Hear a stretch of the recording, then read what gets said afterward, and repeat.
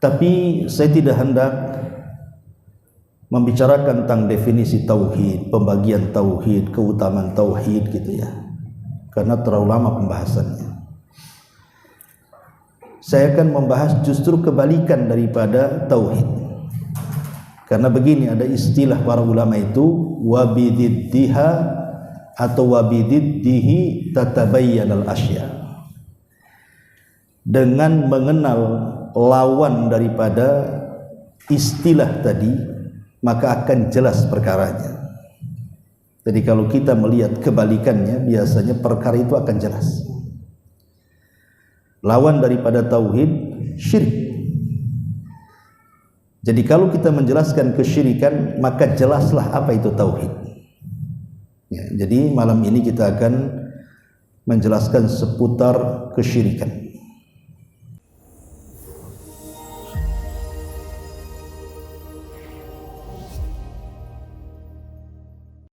Bismillahirrahmanirrahim. Assalamualaikum warahmatullahi wabarakatuh.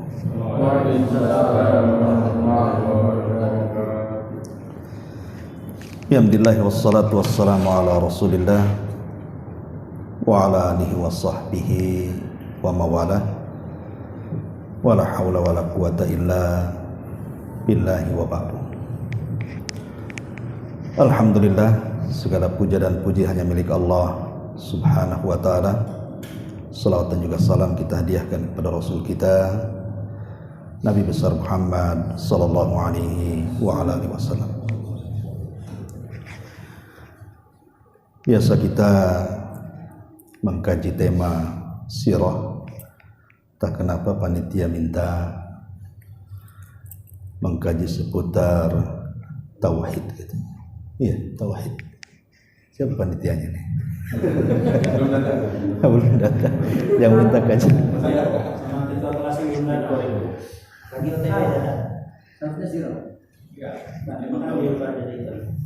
Mungkin selang-seling gitu ya. Ya, alhamdulillah. Jadi bicara tentang tauhid ini kan pembicaraan yang sangat luas sekali. Karena tauhid sendiri adalah tujuan diutusnya seluruh para nabi sejak Adam sampai Rasul kita. Dan itu disyaratkan dalam Al-Quranul Karim, walaqad ba'athna fi kulli ummatir rasulan ani'budullaha wajtanibu taghut. Dan tidaklah kami utus pada tiap-tiap umat ini seorang rasul kecuali tugas mereka menyerukan kepada umatnya, sembahlah Allah alias tauhid dan jauhi sesembahan selain daripada Allah alias tauhid. Jadi memang tujuan diutusnya para nabi dan rasul itu mengajak manusia ke dalam tauhid.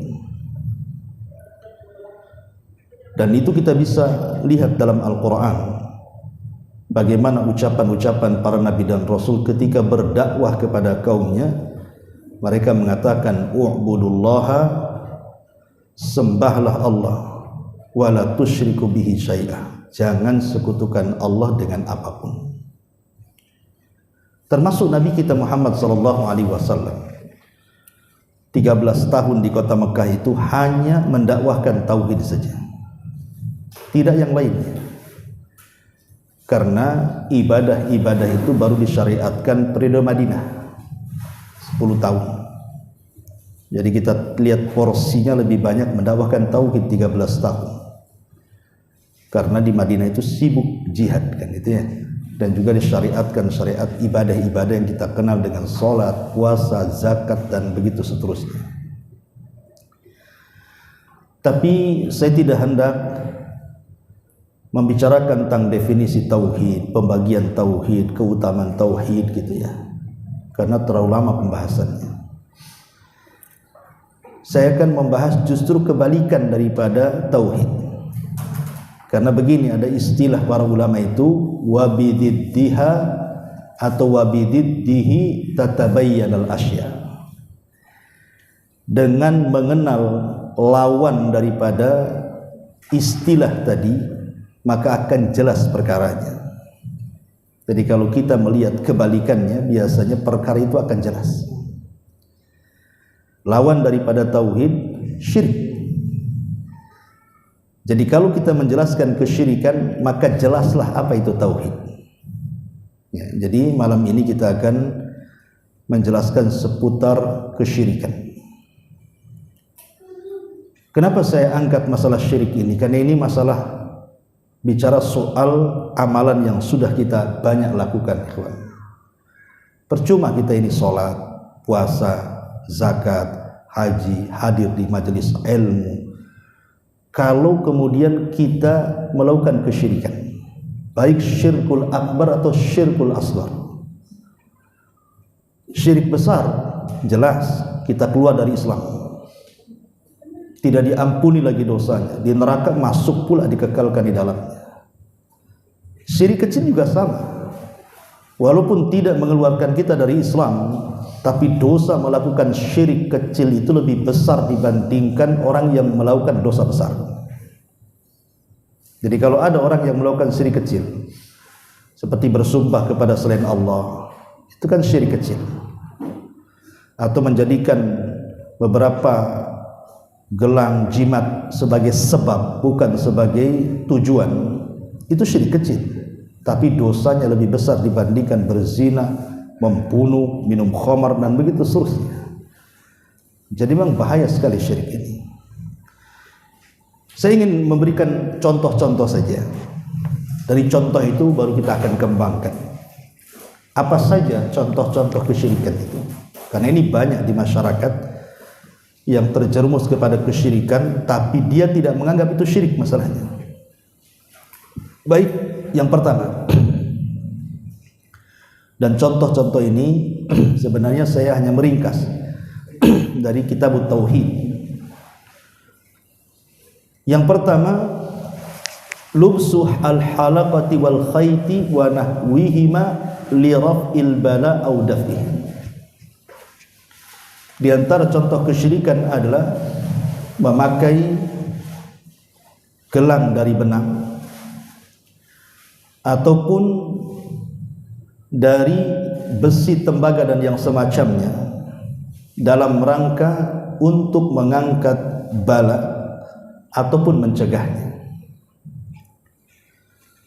Kalau kita lihat dalam dunia perdukunan, ikhwan,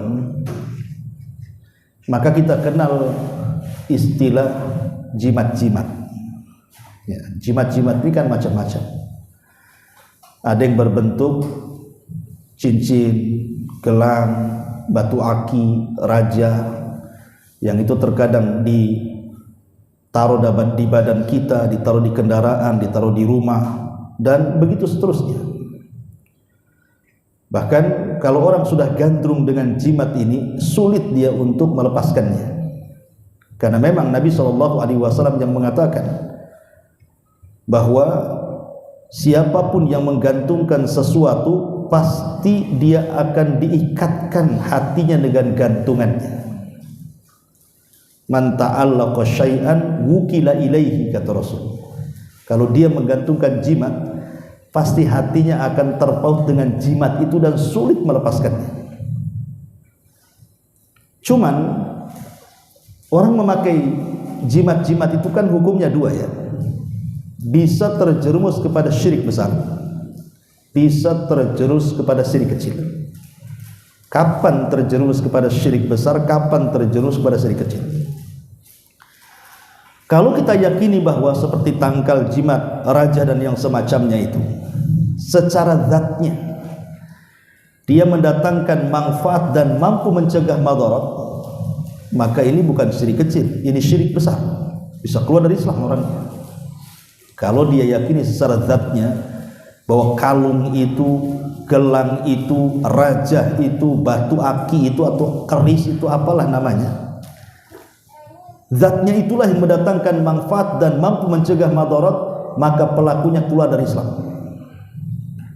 Ini yang pertama. Yang kedua, kalau dia tidak meyakini bahwa jimat-jimat itulah yang mendatangkan manfaat dan mampu mencegah madarat, dia yakin Allah yang mendatangkan manfaat, Allah yang mampu mencegah madarat. Cuman lewat gelang ini, lewat cincin ini, lewat rajah ini, akhirnya saya mendapatkan manfaat, entah mungkin laris dagangannya, cepat jodohnya, ya.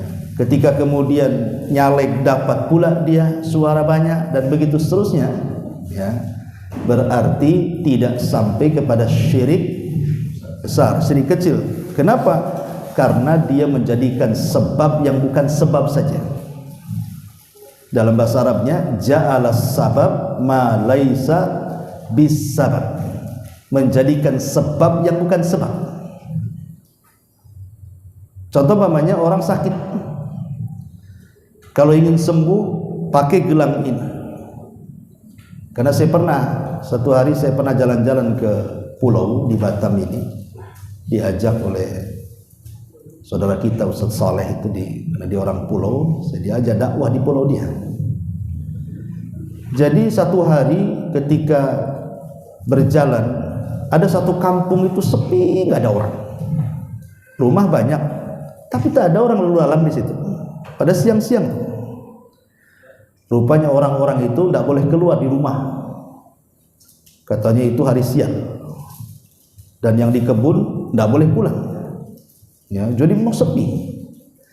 Cuman yang menarik perhatian ketika saya main-main ke kebun, karena kan di sana ada kebun duren, jadi main-mainlah ke kebun. Jadi banyak anak-anak kecil. Anak-anak kecil ini rata-rata di kakinya, di tangannya, di lehernya, di perutnya ada benang warna kuning dililitkan. Hampir semua anak-anak kecil itu. Jadi saya heran kan gitu. Kok semua anak-anak kecil di sini kok ada benangnya? Dikasih benang entah di kaki, entah di tangan, entah di perut, entah di leher, dan mereka mengatakan tidak boleh diputuskan sampai dia putus sendiri. Jadi saya cobalah cari tahu ke kawan-kawan di situ itu. Kok anak-anak di sini kok rata-rata sampai yang bayi-bayi pun dikasih, ya. Rupanya mereka meyakini bahwa dengan lilitkan benang daripada benang-benang warna kuning yang katanya itu diambil dari kuburan keramat yang dianggap wali, itu bisa menyembuhkan penyakit. Minimalnya anak itu tidak terserang penyakit. Itu keyakinannya. Nah, ini secara tinjauan tauhid kesyirikan, ikhwan. Kalau memang benang berwarna kuning yang diambil dari kuburan keramat itu bisa menghilangkan penyakit, tentu sudah dijual di apotek kan. Minimalnya dokter ngasih resep benang kan gitu ya. Tapi kan yang jual kan justru tailor kan, yang tukang jahit-jahit itu ya. Karena benang itu jahit kan. Berarti di sini ada kaidah apa? Orang ini menjadikan sebab kesembuhan yang bukan sebab namanya. Itulah terjerumus kepada syirik kecilnya di situ. Karena kalau saya tanya, yang menyembuhkan mereka yakin Allah, tapi sebab benang inilah penyakitnya hilang. Lah ini kan bukan sebab menghilangkan penyakit kan? Berarti menjadikan sebab yang bukan sebab, tidak sampai kepada syirik besar, tidak. Ini syirik kecil saja. Syirik besar itu kalau meyakini benang itu yang menyembuhkan, itulah syirik besar namanya. Karena dalam dunia pengobatan itu ada 3. Dalam dunia pengobatan itu ada 3 yang harus dipahami. 1, ada obat itu secara nas Quran dan hadis memang dia obat. Contoh umpamanya Al-Quran, Allah mengatakan wa nunazzilu minal Quran ma huwa syifa. Kami turunkan Quran itu untuk obat. Jelas Quran itu obat, ya. Ataupun minyak zaitun, karena Allah jadikan sumpah dalam Al-Quran wattini wa zaitun.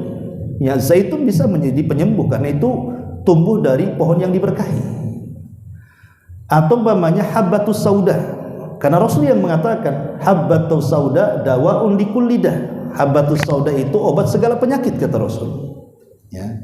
Ataupun air Zam-Zam, karena Rasul yang mengatakan ma'uz Zam-Zam lima syuribalahu. Air Zam-Zam itu akan mengabulkan setiap yang meminumnya. Permintaannya apapun, minta kesembuhan, Allah sembuhkan.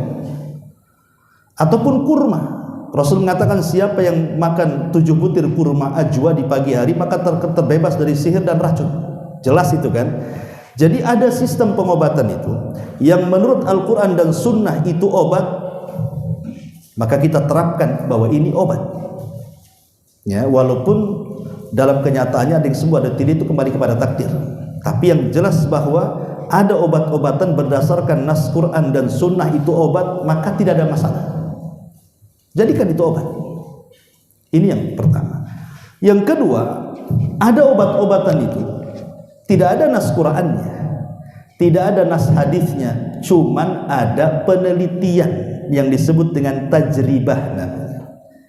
Mungkin para pakar-pakar kesehatan, kedokteran, farmasi-farmasi, herbalis atau apa namanya kan, memang meneliti. Umpamanya di tumbuhan namanya sambiloto ini setelah diminum bisa menyembuhkan ini, kan itu ya. Atau daun mata kucing ini kalau dimakan diminum ini, atau daun pepaya ini. Nah, ini kan tidak ada nasnya. Quran tidak mengatakan daun pepaya itu penyembuh, atau tidak ada hadisnya bahwa sambiloto itu bisa menyembuhkan. Tidak ada, cuman ada penelitian, ya. Dan penelitian ini 99% benar, walaupun tidak 100% kan. Berarti kalau sudah diteliti barang-barang ini atau akar-akar ini atau daun-daun ini itu bisa menyembuhkan, tidak ada masalah. Ya, karena ada tajribah penelitian. Ya. Ini yang kedua. Yang ketiga ini yang masalah. Quran tidak mengatakan itu obat, hadis tidak mengatakan itu obat, penelitian dokter, herbalis, farmasi tidak mengatakan itu obat, kita pula mengatakan itu obat. Ini masalah. Coba contohnya ya benang tadi, mana ada, Quran nggak ada yang mengatakan benang penyembuh, atau dokter-dokter nggak ada. Benang itu tempatnya tukang jahit, atau cincin-cincin yang di dukun-dukun itu. Dukun ini terkadang mereka memberikan kesembuhan itu yang palsu, ya. Kadang-kadang disuruh beli jimat ini, kalau enggak nanti enggak sembuh penyakitnya, ya kan, aneh. Nah, itu harus dipahami ya. Ini yang harus dipahami tentang masalah kesyirikan. Ini yang pertama. Ini contoh kesyirikan. Yang kedua, man tabarraka bi syajarin au hajarin wa nahwihima, mencari berkah dari pepohonan, dari bebatuan, dan yang semacamnya. Dan ini banyak di masyarakat. Allah Subhanahu wa taala berfirman, afara'aitumul lata wal uzza wal manata tsalitsatal ukhra. Bagaimana pendapat kalian tentang patung Lata, Uzza, Manat, dan yang ketiganya? Karena dahulu di zaman jahiliyah mereka kemudian sangat mengkultuskan berhala-berhala itu dalam rangka mencari kebaikan, mencari berkah di situ. Lah sekarang banyak orang-orang yang salah ketika mencari berkah. Banyak orang-orang yang salah mencari berkah itu, sampai maaf terkadang ada sebagian orang yang mungkin dianggap kiai, tuan guru, ataupun habib atau apalah istilahnya kan itu ya. Ada masyarakat itu menganggap bahwa keberadaan mereka itu menjadi berkah, sehingga bekas minumnya, bekas makannya, bekas jalan kakinya, bekas duduknya itu dianggap ada berkahnya di situ. Bahkan saya lihat di YouTube itu ada seorang habib gitu ya, aku habib lah gitu. Itu jalan, itu muridnya itu mencium bekas tapak kakinya, murid-muridnya itu. Alasannya apa? Tabarruk, mencari berkah kan gitu. Nah, ini kan masalah. Kita tidak bicara soal nasab ya, itu ramai pula kan. Masalah. Kita bicara soal tabarruknya di situ. Kita bukan bicara habib. Kiai juga sama. Kadang-kadang pamannya ada kiai ini dia makan bakwan, baru sepotong taruh. Oh, rebutan sama santrinya tuh potongan bakwannya itu, dimakan ramai karena itu berkah. Ya. Jangan samakan. Kalau mereka berdalil dengan Nabi SAW, ya Nabi itu memang berkah, badan Nabi itu berkah. Bahkan Ummu Salamah radhiyallahu anha, salah satu istri Nabi SAW, itu kalau Nabi SAW sedang tidur, Nabi itu kan tidur di rumah yang tidak ber-AC. Jadi suka keringatan Nabi itu. Jadi Ummu Salamah menampung keringatnya. Kemudian dijadikan keringat Nabi itu di satu botol dan dijadikan minyak wangi sama dia. Karena keringat Nabi itu wangi, ditampung sama Ummu Salamah. Nah, menunjukkan apa? Memang dalam badan Nabi ada berkah. Jangan coba menampung keringat antum. Bukan wangi, muntah yang ada. Gitu. Artinya bahwa hal-hal yang seperti ini ya, Nabi itu kalau meludah saja ditangkap ludahnya. Kemudian dioles-oles di badan para sahabat. Kalau Nabi berwudu, bekas wudunya hampir perang para sahabat itu. Mengambil bekas wudunya. Kalau Nabi cukur rambut, sibuk para sahabat itu mencari helaian-helaian rambutnya. Sampai Khalid bin Walid, dia kan berhasil mengumpulkan 3 rambut Nabi, diletakkan di sorbannya. Jadi waktu dia perang, sorbannya jatuh. Jadi untuk menyelamatkan sorban itu, dia harus berperang dengan musuh. Sampai sahabat yang lain heran, Khalid, kau ini berperang kepada Allah, untuk Allah atau untuk serban sih, katanya. Kok si sibuk itu untuk mencari mengambil serban yang jatuh itu? Kata Khalid, saya berperang karena Allah. Cuman saya menyelamatkan serban itu kan di situ ada helaian rambut Nabi. Saya tidak mau dihinakan. Jadi kalau Nabi SAW memang dia berkah, ludahnya, keringatnya, bahkan bisa menjadi obat. Bagaimana ketika perang Khaybar itu? Rasul mengatakan, "Aina Ali? Di mana Ali?" Sahabat kecewa, kok mesti nyari yang nggak ada, cari yang ada lah jadi pemimpin. Ali lagi sakit matanya. Ya malum ya, namanya di padang pasir, mungkin kelilipan mana kan bisa saja kan, itu namanya di padang pasir kan. Ali sedang sakit matanya Rasul. Kata Rasul, datangkan dia kemari. Ketika kemudian Ali sudah datang, sama Rasul diludahi kedua matanya, sembuh dia. Nah itulah ludahnya Rasul sembuh. Tapi ludah selain Rasul tidak sembuh. Contoh umpamanya ada pengikut Musailamah Al-Kadzdzab. Pengikut Musailamah Al-Kadzdzab dikisahkan dia buta sebelah. Karena dia yakin Musailamah itu seorang nabi. Akhirnya dia datang kepada Musailamah Al-Kadzdzab supaya disembuhkan matanya. Karena meniru Nabi, meludahi sahabat, sembuh matanya kan gitu. Maka Musailamah kemudian meludahi matanya, jadi dua-duanya buta mereka. Yang tadinya satu jadi dua. Karena itu bukan nabi asli, nabi palsu kan gitu. Wajar, itu namanya ihana. Allah hendak menghinakan. Lah kalau nabi memang ada berkahnya. Dan ini khususnya Nabi sallallahu alaihi wasallam. Ini tidak berlaku kepada selain Nabi sallallahu alaihi wasallam. Karena itu nanti masuk pada kultus namanya. Lah inilah kultus, inilah awal muawalnya kesyirikan. Kultus ini sebenarnya menjadikan awal permulaan munculnya syirik. Kapan itu? Ketika terjadi di zaman Nabi Nuh. Di zaman Nabi Nuh alaihi salatu wasallam. Jadi sebelum Nuh diutus, ada satu keluarga namanya keluarga Wud. Dalam Al-Quran disebut Wad. Allah mengatakan apa? La tadarunna waddan wala suwa'an wala ya'uq wa yaghutha wa nasra. Ya. Jadi Quran menyebutnya Wad. Dalam sejarah disebut Wud. Disebut Wud itu dalam bahasa Arab karena dicintai. Karena ketika itu kan tidak ada nabi. Itulah keluarga Wad yang menjadi percontohan guru-guru di zaman itu. Ketika keluarga ini meninggal, satu persatu Wad, anak-anaknya Yagus, Ya'uq, Nasr, dan akhirnya hilanglah kemudian orang yang dianggap soleh itu. Datanglah iblis kepada mereka. Kenapa kalian ini tidak mengenang jasa baik mereka? Buatlah berhala, patung, gambar mereka, supaya kalau kalian melihat patung gambar mereka itu terngiang kebaikan mereka, dan itu bisa menggerakkan ibadah kalian, katanya. Akhirnya mereka buat patung. Ya, disamakan dengan gambar keluarga Wad ini. Awalnya tidak disembah, tidak. Patung itu yang diletakkan, kemudian kalau orang lewat di situ, kemudian teringat bahwa itu keluarga soleh dulunya. Akhirnya kemudian ingat wejangan-wejangannya, jadi semangat ibadah. Awalnya itu saja. Tapi ketika kemudian generasi pembuat patung ini sudah mati, datang generasi kedua. Iblis datang lagi dan mengatakan, kalian jauh-jauh datang ke tempat ini hanya melihat patung ini. Produksilah banyak-banyak patung ini.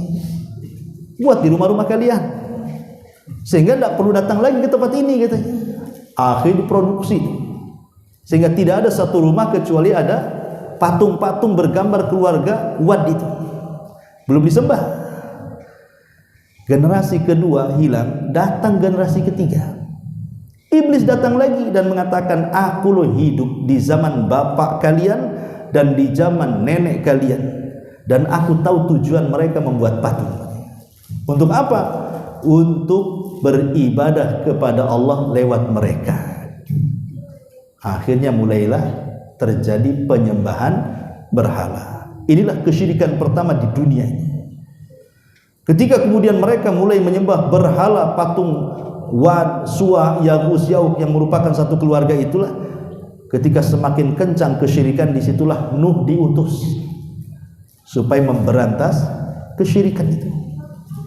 Makanya Nuh bukan nabi, tapi dia rasul pertama dalam dunia. Adam bukan nabi, Idris bukan nabi, rasul pertama itu Nuh. Kenapa? Kan di zaman Adam tidak ada kesyirikan, di zaman Idris tidak ada kesyirikan. Yang terjadi kesyirikan pertama itu di zaman Nuh. Makanya Nuh diutus sebagai rasul pertama, rasul plus juga nabi. Kembali bahwa terjadinya kesyirikan kaum Nuh karena apa? Karena mengkultuskan tadi. Maka kultus mengkultus sampai kemudian ngalap berkah bahasanya, ke kuburan ini kuburan itu, ini bahaya, ini kesyirikan ya. Ini salah satu contoh juga di antara kesyirikan. Ini yang kedua. Yang ketiga, ma ja'a fi dzabhi li ghairillah, menyembelih bukan karena Allah Subhanahu wa taala. Kita tahu bahwa sembelihan itu kan 4 macam. Yang 4 macamnya. Pertama, ada orang yang menyembelih itu baca basmalah, kemudian diniatkan untuk Allah. Jadi menyebut nama Allah dan niatnya juga untuk Allah. Contoh namanya kurban. Ntar lagi kurban nih, kan kita sembelih karena Allah kan. Bismillahi Allahu Akbar, Allahumma taqabbal minni. Ya. Kemudian niat untuk apa? Untuk Allah. Berarti kurban itu sembelihan tauhid. Kenapa? Karena disembelih menyebut nama Allah, diniatkan karena Allah. Ini namanya sembelihan tauhid. Satu. Yang kedua, menyembelih karena Allah. Menyembelih apa? Menyebut nama Allah. Bismillah. Sama dengan yang pertama, menyembelih menyebut nama Allah. Bismillah, digorok.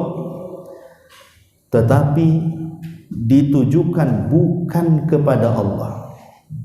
Contoh umpamanya orang-orang yang di pesisir pantai laut selatan itu, biasanya kalau bulan Muharram ada istilah petik laut, ya kan? Nanti ngelempar kepala kerbau ke lautan kan, petik laut namanya kan. Itu walaupun ketika nyembelih itu karena Allah, Bismillah, tapi kan bukan karena selain Allah kan, dilempar ke lautan untuk apa coba? Kan sayang kepala sapi kalau digulai dimakan kan banyak. Tapi dilempar begitu saja dimakan ikan-ikan dengan sebuah keyakinan tentang entah Nyi Roro Kidul, Nyi Roro Ngetan, Nyi Roro Ngulon, Nyi Roro apalah istilahnya kan ya. Itu kan keyakinan-keyakinan yang jelas berbau kesyirikan kan. Jadi baca basmalah itu tidak menghalalkan dagingnya. Karena apa? Karena diniatkan kepada Allah. Samalah Anda nyuri ayam, Ustadz biar halal kita sembelih baca basmalah. Ya enggak bisa menghasil nyuri. Nggak bisa basmalah menghalalkan curian ayam ya. Ini yang kedua nih. Walaupun baca basmalah ketika nyembelih, tapi kalau tujuannya untuk penghuni laut selatan, jadi haram sembelihannya. Ini yang kedua. Yang ketiga, ketika menyembelih tidak baca basmalah, tetapi tujuannya karena Allah. Tujuannya karena tidak baca basmalah, disengaja nggak baca basmalah, tapi tujuannya karena Allah, tetap tidak halal sembelihannya. Kenapa demikian? Karena syarat daripada halalnya sembelihan itu baca basmalah dan diniatkan karena Allah. Ya, yang lebih parah pula yang terakhir, sudah tidak baca basmalah ditujukan kepada selain Allah, apa enggak kuadrat tuh syiriknya tuh. Sudah enggak baca basmalah, untuk berhala pula. Lah, soal penyembelihan ini penting. Makanya kenapa kurban itu ibadah yang paling mulia, kawan. Kenapa? Karena biasa digunakan para dukun untuk berkurban kepada syaitan. Jadi kalau kita berkurban karena Allah, berarti kita menyelisih dukun-dukun itu. Coba kan kalau datang ke dukun itu biasanya dukun terkadang mensyaratkan menyembelih kan, entah menyembelih hewan yang berwarna hitam kelam, ya kan, biasanya gitu, biasanya identik dengan hitam-hitam lah. Ya. Yang herannya saya pernah membaca buku itu, kadang-kadang kalau dia nyuruh menyembelih hewan itu, terkadang yang tidak bisa kita hadirkan hewannya. Contoh umpamanya, cari ayam cemani yang berwarna hitam, tapi yakinkan bahwa anak ayam itu memang terlahir yatim. Gimana caranya? Kan nggak bisa diprediksi kan, ini anak yatim, anak ayam yatim, nggak yatim kan nggak tahu kan. Cemana dia dukun bisa ngomong begitu coba? Kita aja pusing kan. Kita harus tanya-tanya lah sama yang punya ayam dulu, waktu ini melahirkan ayam ini bapaknya mati nggak kan? Kan harus gitu kan. Sengaja kadang-kadang dukun itu kalau mensyaratkan sesuatu yang sulit, supaya apa? Sudah gini saja, nggak usah sampean yang cari, aku aja yang cari, tapi tambah ongkosnya. Nah itu mungkin bagian daripada bisnisnya di situ, ya kan? Nggak apa-apa. Itu saya ada tuh anak yatim tuh, anak ayam yatim tuh, tapi agak mahal sih katanya. Bahasanya kan gitu. Karena dukun tuh kan nggak ada yang bilang nggak bisa ya Pak. Kalau dokter masih bilang ini bukan spesialis saya, ke sana kasih rekomendasi. Kalau dukun dah semua spesialis ada pada dia, bisa Pak, bisa, semua bisa, nggak akan dilempar ke orang. Itu udah ciri-ciri dukun tuh. Dia kalau nangani orang semua bisa, ya seolah-olah semua spesialis ada pada dia kan. Itu kalau dokter masih mending, kalau nggak sanggup ya nggak sanggup kan dokter. Ini bukan kamu spesialis dalam, saya spesialis mata, nggak nyambung. Nah itu dokter tuh. Oh dukun enggak, mau mata mau dalam sini kan. Itulah ciri dukun di sini. Nah jadi ini juga bagian daripada kesyirikan adalah ketika menyembelih bukan karena Allah Subhanahu Wa Taala. Ini yang ketiga, yang keempat. Di antara kesyirikan adalah an-nadhru li ghairillah. Bernazar kepada selain Allah Subhanahu wa taala. Ikhwan, nazar itu sebenarnya ibadah yang dipuji, tapi nazar yang tidak ada sistem barter. Kalau nazar ada menggunakan sistem barter, itu bukan terpuji, bahkan sebagian para ulama mengatakan haram, paling rendah makruh. Seperti yang biasa diucapkan di masyarakat, kalau aku sembuh, aku akan menyembelih hewan, aku akan berikan fakir miskin. Itu namanya nazar barter namanya. Dibarter dengan kesembuhan. Ya, kalau anakku lulus, nah saya akan sumbang ke panti asuhan. Kalau orang tuaku sembuh, dan begitu seterusnya. Lah nazar seperti ini ada yang mengatakan haram, ada yang mengatakan makruh. Kenapa? Karena nazar yang seperti ini tidak terkeluar kecuali dari orang bakhil. Sebab kalau tidak sembuh nggak jadi sedekah, kan bakhil dia, ya kan? Makanya nazar seperti ini nggak boleh dalam Islam. Tapi itu yang banyak di masyarakat kan, nazar seperti ini nggak boleh, itu nazar barter namanya. Masa Allah diatur-atur? Ya Allah kalau kau sembuhkan aku sumbang, kalau enggak nah, itu kan ngatur Allah namanya. Seolah digituin kan, seolah dia yang ngatur. Jadi nazar yang terpuji itu yang nggak ada embel-embelnya. Ya Allah kalau saya punya uang saya bernazar, saya sumbang tuh Jabal Uhud kan itu. Saya sumbang tuh panti asuhan, saya sumbang. Itu enggak ada embel-embel yang lain ya. Itu yang terpuji tuh nazar kayak gitu tuh. Tapi kalau seandainya ada embel-embelnya haram, tetapi nazar itu ibadah yang aneh, walaupun awalnya haram akhirnya wajib. Ya, wajib kalau sudah bernazar, walaupun nazar seperti itu betul-betul sembuh, tetap harus dilaksanakan. Selama bukan menyelisihi perintah Allah. Lah ada nazar-nazar syirik itu seperti yang banyak dilakukan di masyarakat itu, dia bernazar datang ke kuburan wali ini wali itu, bukan berziarah kubur, ingin minta-minta di situ. Kalau ziarah kubur hukumnya sunah-sunah saja kan begitu. Karena Rasul mengatakan kuntu nahaitukum an ziyaratil kubur fazuruha. Dulu aku larang kalian ziarah kubur, silakan sekarang kalian ziarah kubur. Ziarah kubur tidak ada masalah hukumnya. Yang jadi masalah itu kalau datang ke kuburan, bernazar datang ke kuburan fulan, sampai di situ dia melakukan kesyirikan, meminta-minta kepada penghuni kubur. Itu yang jadi masalah. Karena Rasul yang mengatakan kepada Abdullah ibn Abbas, ya gulam, idza sa'alta fas'alillah wa idza sta'anta fasta'in billah. Wahai fulan, kalau minta langsung kepada Allah. Kalau minta pertolongan, langsung minta pertolongan kepada Allah. Ini contoh yang keempat. Contoh yang kelima adalah al-isti'adzatu bi ghairillah, meminta perlindungan kepada selain Allah. Dahulu di zaman jahiliyah, orang-orang jahiliyah ini kalau lewat di sebuah tempat yang kira-kira menyeramkan, ya menyeramkan, entah mungkin lewat kuburan atau lewat lembah-lembah atau lewat padang pasir malam-malam menakutkan, biasa mereka akan permisi dan mengatakan apa? Wahai penunggu tempat ini, ya, jangan ganggu aku, biarkan aku lewat. Nah, itu kata orang-orang jahiliyah seperti itu. Maka kemudian oleh Nabi SAW dihapuskan, jangan seperti itu kata Rasul. Kata Nabi SAW, idza nazala manzilan falyaqul a'udzu bikalimatillahi tammati min syarri ma khalaq lam yadhurruhu hatta yartal min dalikal makan. Kata Rasul, apabila kalian singgah di sebuah tempat yang menyeramkan, maka ucapkan a'udzu bikalimatillahi tammati min syarri ma khalaq. A'udzu bikalimatillahi tammah, ya aku berlindung kepadamu dengan kalimat-kalimatmu yang sempurna, maksudnya Al-Qur'an, dari keburukan setiap yang kau ciptakan. Kalau kita baca seperti ini, banyak antum ini sedang lewat nih di tempat-tempat yang menyeramkan, baca doa ini, maka itu sudah cukup. Tetapi dengan kemudian kita mengistilahkan seperti budaya orang-orang jahiliyah, permisi. Saya pikir di zaman jahiliyah saja yang permisi-permisi itu, di zaman kita banyak juga kan.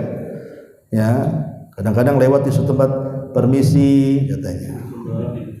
Iya kalau nggak ada yang jawab. Ada yang jawab agak ngacir deh. Iya katanya kan di balik pohon itu kan.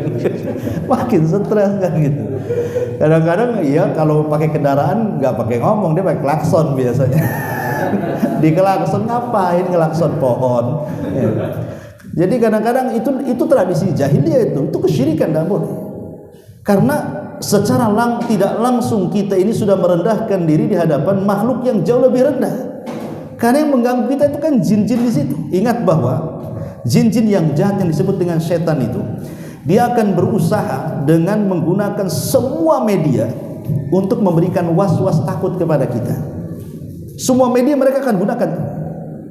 Makanya mereka akan masuk ke angin, masuk ke bayangan, masuk ke gerakan, masuk ke kegelapan. Sehingga kalau umpamanya penakut nih, jangan cerita orang pakai pakaian putih-putih kan itu malam-malam. Pohon pisang aja jadi setan bagi dia itu. Tiang listrik aja jadi setan karena takut. Ya, memang begitu. Setan akan masuk di semua media. Kalau penakut tuh di rumah nih, umpamanya lampu gelap, tengok gorden goyang, udah takut tuh, sangka ada setan kan, padahal anak kucing lagi main di situ. Ataupun tiba-tiba ada angin suara, umpamanya seng itu berbunyi brang-brang. Kalau penakut itu pasti dia takut kan? Ya memang setan masuk di situ. Sebenarnya takut kepada setan tidak syirik, karena setan itu musuh kita. Artinya masuk takut kepada musuh nggak ada masalah. Seperti umpamanya saya punya musuh, ngancam, awas kalau lewat sini saya bunuh. Tentu saya takut kan? Lah takut kepada musuh itu bukan syirik, karena setan musuh kita. Kita takut pada sama setan tidak syirik. Yang jadi syirik ini kalau dari perasaan takut, kita berbuat hal-hal yang kemudian menjurus kepada kesyirikan. Contoh umpamanya karena takut kepada setan, banyak setan, datangkan dukun pula, naruh jimat. Itu yang syiriknya di situ tuh. Ya, padahal Nabi SAW mengatakan dalam sebuah hadis itu, kalau kalian ini lewat di sebuah tempat, kata Rasul, kemudian nampaklah seram-seram di situ, kata Rasul, baca basmalah wala tubali, jangan dipedulikan. Jadi cuma dua, kata Rasul, baca bismillah, jangan dipedulikan. Jadi kalau umpamanya istri antum nih di rumah nih lagi gelap kan, antum lagi safar kemana, takutan di rumah, nah bilang, ya kalau mau ke kamar mandi baca basmalah deh, jangan pedulikan. Artinya jangan diadakan dialog di situ. Siapa di luar? Siapa di situ? Perlu ngapain? Nanti dijawab masalah. Kan gitu ya. Kata Rasul jangan dipedulikan. Masuk kamar mandi, bismillah, langsung lagi masuk. Sebab kalau dipedulikan mereka makin menakut-nakuti kita, itu masalahnya. Ya, jadi ini pun itu yang menjadikan kemudian orang jadi syirik itu di situnya. Kalau takutnya saya tidak ada masalah, itu tabiat, takut kepada musuh kan, wajar lah ya, takut kepada musuh. Ini juga bagian isti'adzah ya. Jadi isti'adzah itu kepada Allah, karena Allah yang mengatakan dalam surah Jin itu, wa annahu kana rijalun minal insi ya'udzuna birijalin minal jinni fazaduhum rahaqa. Ada sebagian manusia meminta perlindungan kepada jin, jin itu yang menambah kekufuran. Ayat ini ada asbab nuzulnya. Jadi di zaman itu, di zaman Nabi, zaman jahiliyah, jadi banyak kemudian orang-orang yang mereka datang ke jin-jin itu meminta perlindungan. Kemudian jinnya ini yang minta diperlindungi itu oleh manusia, tobat jinnya. Jadi jinnya tobat, masuk Islam. Lah yang minta bantuan kepada jin ini tidak tahu kalau yang diminta bantuan itu sudah tobat. Dia malah terus saja kemudian kufur. Turun ayat ini. Wa innahu kana rijalun minal jinni ya'udzuna birijalin minal insi innahu kana rijalun minal insi ya'udzuna birijalin minal jinni fazaduhum rahaqa. Ada sebagian sekelompok manusia meminta perlindungan kepada bangsa jin, jin itulah makin mengkufurkan mereka. Ya, karena mereka tidak tahu dunia jin kan. Kita kan tidak bisa memandang jin. Jin bisa melihat kita, tapi kita tidak bisa melihat jin.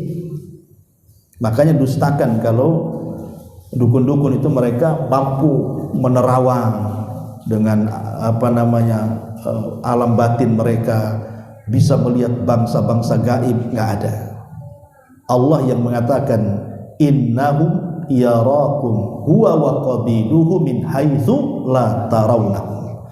Dia, jin, iblis dan semua pengikutnya melihat kalian. Kalian tidak bisa melihat mereka. Itu nas Quran itu. Tiba-tiba kemudian ada orang yang mampu melihat jin. Nggak ada orang yang bisa melihat jin kecuali dia punya jin. Makanya orang-orang yang indigo itu bukan orang sakti. Orang yang indigo itu ada jin di kepala dia, harus diruqyah. Dan di masyarakat itu orang indigo atau orang hebat. Kata siapa? Orang kesurupan boleh dibilang orang hebat ya. Orang indigo itu diruqyah tuh. Karena dia bisa menerka-nerka, dia sedang berbohong sebenarnya ya. Karena lewat permainan jin lah di situ.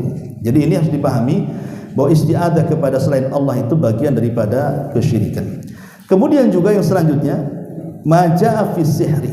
Contoh kesyirikan yang lainnya adalah bicara soal sihir. Sihir ini kan macam-macam bentuknya, ada yang digantung, ada yang dipendam, ada yang dilempar ke lautan dan sungai gitu ya, ada dalam bentuk asap, macam-macam kan. Karena sihir ini kan tidak lepas daripada buhul ya. Makanya Allah mengatakan min syarri qul a'udzu birabbil falaq min syarri ma khalaq wa min syarri ghasiqin idza waqab min syarri naffatsati fil 'uqad wa min syarri naffatsati fil 'uqad. Dan dari hembusan-hembusan yang dihembuskan kepada uqad, buhul-buhul ya. Dunia sihir itu tidak lepas daripada buhul. Dunia sihir tidak lepas daripada buhul. Makanya kalau orang kena sihir, cari buhulnya. Ketika Nabi SAW 6 bulan terkena sihir, jangan salah, Nabi pun pernah kena sihir. Jadi orang-orang Yahudi itu kan berusaha menyihir Nabi, tidak bisa. Akhirnya kemudian mereka putus asa. Kemudian di Madinah itu ada tukang sihir yang sangat sakti gitu ya, namanya Labid ibn A'sam.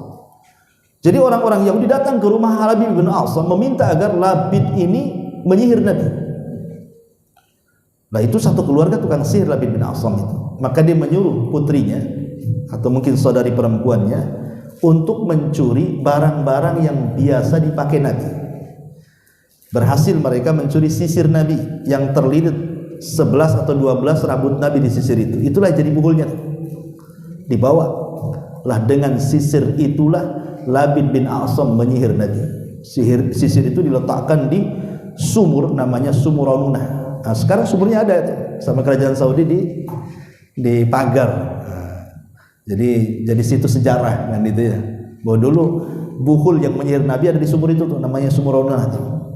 Ya, jadi Labid bin A'sam menyihir Rasul dengan sisir tadi dan dengan helaian rambut Nabi SAW yang terlilit di sisir itu. Berhasil. Bayangkan 6 bulan Rasul terkena sihir. Tapi maksudnya tidak sampai kemudian mempengaruhi akal Nabi, tidak. Cuman Nabi SAW itu dilemahkan fisiknya saja, dilemahkan fisiknya dan terkadang lupa. Pamannya malam itu melakukan hubungan atau enggak, kadang-kadang tahu mandi saja kan. Nah, pokoknya dibuat Nabi itu fisiknya lemah. Jadi Aisyah radhiyallahu anha ini heran dengan kelakuan Nabi itu kan, makin hari kok makin melemah. Jadi Aisyah mengatakan, ya Rasulullah, cobalah engkau minta fatwa kepada Rabbmu, ada apa gitu kan, saran Aisyah itu. Maka Nabi SAW kemudian mulai dari ba'da isya sholat malam sampai fajar. Ketika mendekati fajar, Rasul terbaring, lelahan, capek, Rasul manusia juga, baring. Ketika kemudian dia sedang siut-siut ngantuk, itulah datang Jibril dan satu malaikat turun. Dan Jibril berdiri di dekat kepala, yang satunya di kakinya. Kemudian Jibril bertanya, ada apa dengan Muhammad ini? Maka malaikat yang satu mengatakan, fa innahu madbub, dia sedang terkena sihir. Kemudian Jibril mengatakan, siapa yang menyihirnya? Maka malaikat satunya mengatakan, Labid ibn A'sam. Kemudian Jibril mengatakan, dengan menggunakan apa dia menyihir? Dengan sisir yang terbalut rambut Nabi. Di mana bukhulnya? Di Sumuraruna. Nah, kemudian diberitahu oleh Jibril kepada Nabi SAW. Kemudian disitulah Allah Subhanahu Wa Taala turunkan dua surat yang disebut Muawwidhataini, Qul a'udzu birabbin nas dan Qul a'udzu birabbil falaq. Dua surat inilah turun sebab sihirnya Nabi. Jadi asbab nuzulnya Qul a'udzu birabbin nas dan Qul a'udzu birabbil falaq itu Jibril meruqyah Rasul karena terkena sihirnya Labid ibn A'sam. Kalau ingin tahu sebab turunnya dua surat itu, makanya dua surat itu disebut Muawwidhataini, dua surat perlindungan. Jadi kalau kita hendak meruqyah, pakailah dua surat ini meruqyah. Punya istri ini 1 bulan itu minta uang terus gitu. Sini deh. Qul a'udzu birabbin nas, malikin nas. Bulan depan makin minta lagi, berarti ruqyah lagi. Nah, karena ruqyah itu kan tidak bisa sekali kan gitu. Ustaz, dia nggak kemasukan jin itu, kemasukan apa? Nggak tahu kemasukan apa kan itu. Intinya bahwa Nabi terkena sihir, artinya kalau Nabi saja terkena sihir, apalagi kita lebih bisa terkena sihir kan umatnya. Karena laki-laki itu cenderung kena sihir, kalau perempuan cenderung kesurupan. Ya, makanya kasus Pina itu yang kesurupan siapa? Si Linda kan, perempuan kan, bukan laki-laki kan. Ya, karena kesurupan itu identik dengan perempuan. Kalau laki-laki identik terkena sihir. Ya, itu hati-hati antum kena sihir antum. Ya, biasa antum di pelet itu, laki-laki mudah kena pelet kan, sihir pelet itu. Ya. Baik, jadi sihir ini bagian daripada kesyirikan. Nah, sebenarnya sihir ini sejarahnya gimana? Ini kan sejarah sejak lama. Karena dulu kan kalau kita sejarah sihir itu, kita berarti sejarah Harut dan Marut. Nah, ya. Kisah sejarah Harut dan Marut yang disebutkan di dalam Al-Quran, tapi bukan ranah itu. Kita panjang sejarah itu, nggak bisa habis saja di situ nanti waktunya. Kemudian juga di antara jenis kesyirikan adalah maja'a fil kahanati wa nahwihima. Apa-apa yang datang dalam dunia perdukunan paranormal. Beda ya kalau sihir dengan kahana. Karena kalau dunia perdukunan itu begini ringkasnya, ya. Ada istilah kahin, ada istilah arraf, ada istilah munajjib, ada istilah rammal, ada istilah sahir. Ya. Jadi 5 istilah ini kalau kita bicara kitab tauhid itu, kalau bicara dunia perdukunan pasti akan keluar 5 istilah ini. Yang paling rendah itu disebut arraf. Arraf itu artinya seseorang yang meramal sebuah ramalan tentang kondisi yang akan datang. Dia meramal sesuatu yang akan datang. Oh, nanti akan terjadi ini. Itu disebut arraf namanya. Kan ada tuh dulu orang meramalkan kiamat, ya kan? Ternyata udah sampai waktunya tak kiamat. Nah, itu disebut arraf dalam dunia perdukunan. Yang kedua disebut kahin. Kahin ini naik sedikit ya tingkatannya. Karena kahin ini bukan meramalkan sesuatu yang akan terjadi, tetapi dia meramalkan sesuatu yang telah terjadi. Umpamanya kita ini sudah setahun mobil kita hilang. Datang ke dukun, Pak Dukun, boleh diterawang nggak mobil saya di mana? Gitu. Tapi di mana-mana dukun nggak bisa memastikan. Dia agak-agak aja dia. Oh itu di Bengkong. Bengkong apa? Di Bengkong lah pokoknya. Gitu modelnya dukun itu. Dia nggak mau, oh Bengkong Indah, gang sekian, nggak ada. Ya, dia pasti global saja. Sebab kalau seandainya pas ya sudah digunakan kepolisian lah, itu ngapain pula sampai capek kan itu ya. Langsung tahu siapa pembunuhnya. Ya. Tapi dukun tuh agak-agak semuanya. Nah, itu araf itu di atas sedikit tuh, karena dia bukan meramalkan yang akan datang, yang sudah terjadi. Kan mobilnya kan sudah hilang, sudah terjadi kan gitu. Nah, itu disebut naik sedikit, disebut kahin namanya ya. Naik sedikit itu disebut munajim. Lah munajim itulah yang kemudian disebut dengan ahli nujum, yang menggunakan zodiak perbintangan itu ya, kartu-kartu tarot dan yang semacamnya. Itu untuk meramal. Kalau zaman kita baheula belum ada handphone, belum ada ini kan, biasanya di koran-koran nasional atau koran lokal itu kan ada tuh gambar-gambar bintang-bintang tuh kan. Nanti kita dicocok-cocokkan lahirnya tuh. Kamu bintang yang gambar apa itu? Yang gambar kambing ke, kalajengking apa kan? Nanti mereka meramal, kalau kamu berjodoh dengan bintang yang ini nggak bisa. Ya, sebab kamu lahirnya ini, karakter kamu seperti ini, berarti kamu bintangnya ini, kamu cocok dengan bintang itu, kau tak cocok dengan bintang ini katanya. Akhirnya cocok-cocokan kan. Gara-gara bintang-bintangan orang bisa bercerai. Nanti kalau bermasalah di suami istri itu, oh dasar kau bintang itu, gitu jadinya. Bintangnya disalahkan. Salah cari bintang saya katanya. Gitu kan orang-orang dulu tuh. Ini kan dunia-dunia seperti ini zaman dulu luar biasa. Tapi alhamdulillah sekarang dengan dunia handphone, ya syiriknya bukan, berhalanya bukan bintang lagi, handphone berhalanya sekarang ini. Jadi itu namanya munajim. Mereka meyakini tentang peredaran bintang itu mempengaruhi tentang manfaat dan pencegah madarat. Ada namanya romal. Ya romal itu biasa menggunakan media-media pasir ya untuk meramal. Media-media pasir, orang-orang di padang pasir itu bisa meramal. Tetapi dalam dunia perdukunan yang paling parah adalah sahir, tukang sihir. Karena kalau meramal itu tidak menyakiti orang, dia buat gaduh orang aja. Tapi kalau tukang sihir ini bisa menyakiti orang, bisa sampai membunuh orang, ya kan? Bisa sampai membuat stroke bertahun-tahun, membuat orang susah tukang sihir. Makanya itu dunia sihir, dunia perdukunan yang paling tinggi tukang sihir itu. Makanya kenapa kata Nabi SAW, haddus sahir dharbatu bisayfi. Hukuman penyihir itu langsung penggal kepalanya. Ya, yang menggal tentu pemerintah kan. Ini juga bagian daripada kesyirikan. Ataupun nusrah, maja fin nusrati. Nusrah itu melawan sihir dengan sihir. Ada orang kena sihir, datangkan dukun. Nah, itu namanya nusrah, itu namanya melawan dukun dengan dukun. Nah, itu nusrah, tidak boleh. Nah, itu termasuk amal setan.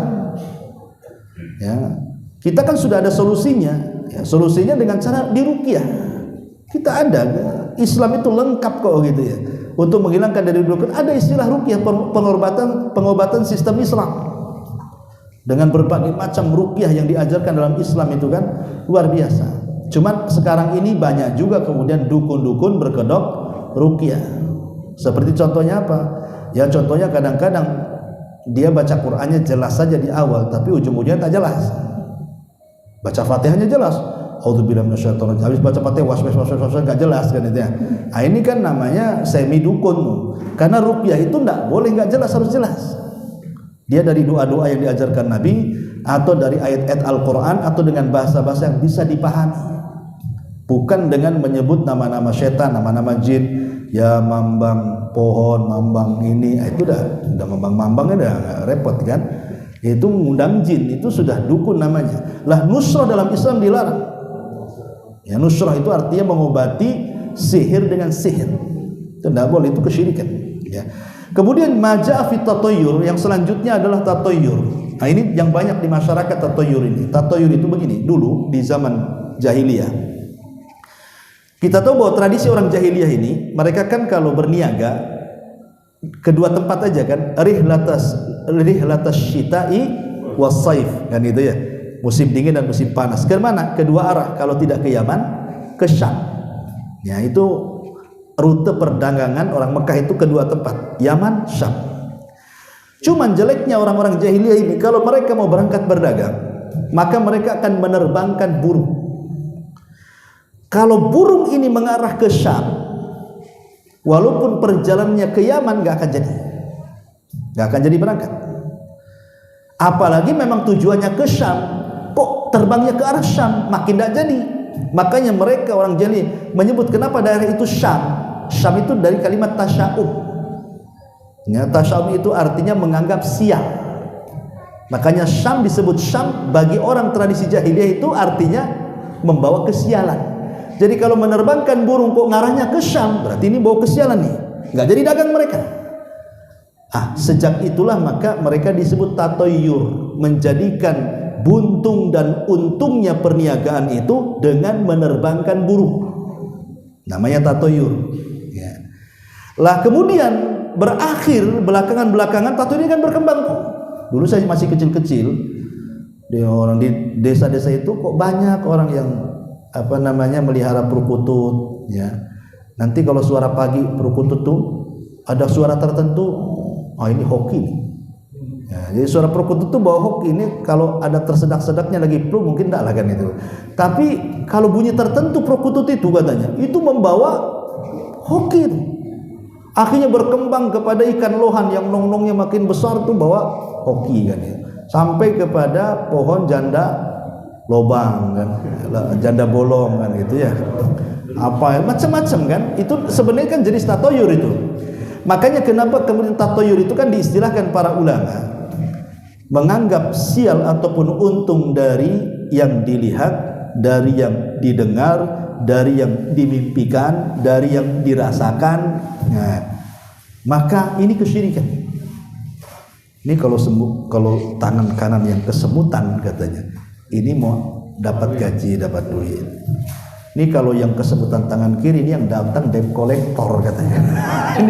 ini kan tatoyur, ini tidak bisa. Ya. Jadi itu tatoyur seperti itu sampai ke angka 13 tuh angka berapa di seat pesawat itu juga nggak ada. Sampai ke pesawat loh, angka sial itu tidak ada.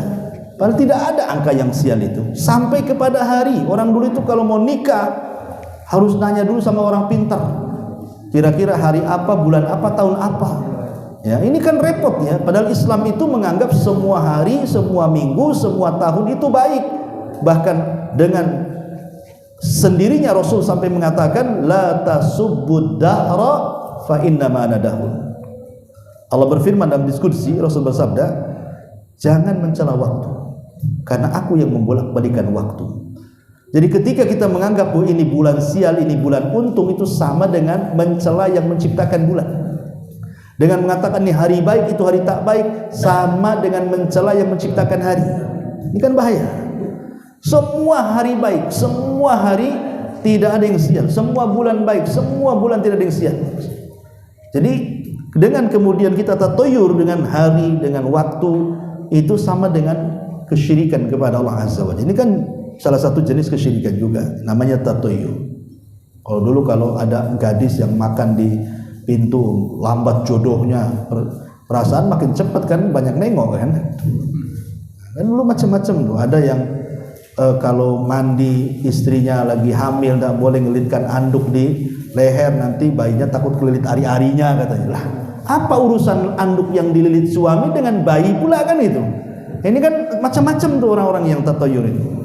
Nah, itu kesyirikan. Islam tidak ada. Itu khurafat tuh namanya. Khurafat. Sekarang kan banyak khurafat tuh. Ini muncul nih, ada yang menguasai bahasa Suryania, itu makoli itu apa tuh? Kan gitu. Katanya dia bisa membuka pintu langit, gawang neraka dia yang jaga katanya kan. Dia bisa manggil hujan, bisa berdialog dengan malaikat. Loh, kan hebat pula kan itu. Ini nggak beres ini orang ini. Ini kan khurafat tuh. Ini kan dukun. Dan saya nggak yakin juga itu bahasa Suryani, itu kan bahasa Arab itu bahasa TKI itu. Makoli itu nggak jelas tuh, ya. Karena kita tidak sak lagi bahasa Suryaniyah memang ada. Ya, bahasa Suryaniyah itu ada yang memang mengatakan itu bahasa pertama Nabi Adam. Ada yang mengatakan bahasa Arab lah bahasa pertama Nabi Adam. Ada yang mengatakan bahasa Yunani dan begitu seterusnya. Jadi itu masalah khilaf ulama. Tapi kan dengan perselisihan ulama tidak ada yang sahih karena tidak berdasar, semua diambil dari kisah Israiliyah. Yang jelas bahwa ngapain kita sibuk dengan bahasa Suryaniyah yang sulit dipelajari, yang jelas-jelas bahasa Quran, bahasa hadis, bahasa Arab itu aja dipelajari. Karena kalau kita tidak belajar bahasa Arab, tidak bisa kita paham dengan Quran, tidak bisa paham dengan hadis. Karena Quran dan hadis bukan bahasa Suryani, kok sibuk-sibuk dengan bahasa Suryani pula. Itulah bahasa terbaik bahasa Arab. Bahasa Arab tidak ada bahasa yang terpaling pusat di dunia ini melebihi bahasa Arab. Kalau memang ada bahasa yang lebih hebat daripada bahasa Arab, bahasa Suryani, ya tentu Al-Quran menggunakan bahasa itu. Karena Allah pasti memilih bahasa terbaik. Tapi rupanya Allah memilih bahasa Arab. Berarti itulah bahasa terbaik di dunia. Ya. Taib, ya, kok jadi lari ke Suryani tadi. Nah, kemudian juga maja'a fil istisqa'i bil anwa. Ini juga bagian dari kesyirikan adalah menasabkan hujan itu ke bintang-bintang, ya, menasabkan hujan kepada, seolah-olah peredaran bintang itu yang mendatangkan hujan. Tidak. Dan saya kira banyak lagi, ya, di sana ada ria, ada beramal karena dunia, kemudian juga ada yang mengatakan masya Allah wa syi'ta, ataupun mencela waktu, atau menggunakan kalimat lau di masyarakat itu, kalau seandainya aku tidak seperti ini tentu tidak akan seperti itu. Itu kesyirikan, tidak boleh, menolak takdir. Ya, umpamanya ada seorang yang keluarga dia dibawa ke dokter dengan harapan sembuh atau mati. Akhirnya mengatakan, tuh kan seandainya tidak dibawa ke dokter dia masih hidup, katanya. Nah, nggak boleh ngomong begitu. Entah kematian kan sudah takdir. Atau sebenarnya udah malas mau keluar, tapi tidak tahu tiba-tiba bergerak mau keluar aja, atau kecelakaan. Habis kecelakaan nanti ngomong, seandainya tadi tidak keluar, tadi tidak mungkin celaka. Kata siapa? Kalau sudah takdirnya nggak keluar pun pasti kepleset di rumah. Kalau sudah ditakdirkan hari itu celaka, cemana caranya Allah buat celaka dia? Nggak mesti harus keluar kecelakaan itu kan? Bisa saja kepleset di kamar mandi. Ya, jangan bilang coba saya nggak keluar, katanya nggak patah tangan. Iya. Kalau Allah takdirkan patah tangan, mungkin tidak ketabrak motor, mungkin kepleset di kamar mandi, nanti patah juga tangannya kan? Kalau sudah ditakdirkan patah tangan. Jadi tidak boleh mengatakan seandainya itu. Karena kalimat seandainya itu pintu pembuka amal setan. Karena menolak takdir itu kesyirikan, tidak boleh. Nah, itu juga kalimat-kalimat seperti itu jangan diucapkan, itu karena bagian daripada mungkirul qadar namanya, mengingkari takdir Allah Subhanahu wa ta'ala. Dan banyak lagi lah contohnya. Wallahu alam, ini diantara contoh-contoh kesyirikan. Taib, sebelum saya tutup, kalau ada yang bertanya silakan. Silakan. Waalaikumsalam warahmatullahi wabarakatuh. Ini satu pertanyaan karena mengenai kita selesai jam 10 kan. Iya. Jadi nggak boleh lebih dari 10 kan. Sohe, saya pun ada undangan makan jam 10. Jadi tidak boleh lebih dari jam 10. Kita kalau kayak gini kan, misalnya kita kajian nih ada kayak gini menemukan solusi gitu kan. Terus kan ada orang ngomong ambil berkahnya harus makan gitu. Atau gimana lah, terus misalnya kita ngaji baca Al-Quran, kita buka ayat terus kita ngaji terus selesai ngaji kita minum gitu. Itu gimana tuh? Ya. Berkah itu kan ada sesuatu yang ternaskan, ada yang tidak ternaskan. Kalau yang ternaskan tidak apa-apa, seperti Zam-Zam, memang air berkah kan. Ataupun air ruqyah yang kita bacakan, memang itu ada berkahnya ya, memang ada bacaan Quran jadi obat kan gitu. Ataupun minyak zaitun, memang itu diambil dari syajaratun mubarakah, kata Allah kan, pohon yang diberkahi. Kalau secara nas ada berkahnya tidak apa-apa.